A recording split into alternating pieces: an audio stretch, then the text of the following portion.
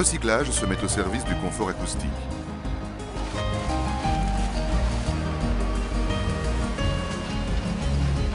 La matière première principale provient des collectes sélectives de papier et de carton en Wallonie.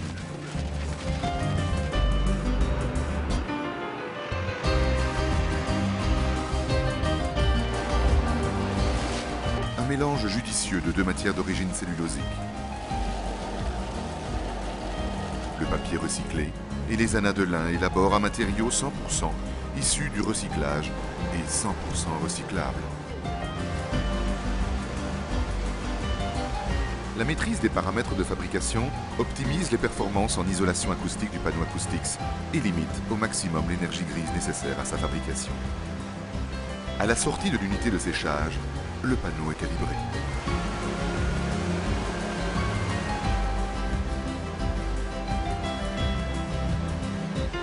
Le panneau Acoustics est aussi associé à différentes plaques de finition ou à des panneaux porteurs. Il est reconnu pour ses qualités techniques par un agrément européen et labellisé Nature Plus pour ses qualités environnementales. Les systèmes développés vous protègent d'un environnement extérieur bruyant. Votre espace intérieur dédié à toute production sonore est construit sans déranger votre voisinage.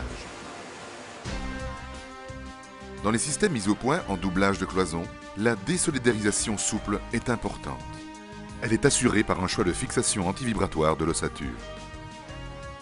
L'étanchéité périphérique impérative est réalisée par le placement d'un joint mousse sur le champ du panneau.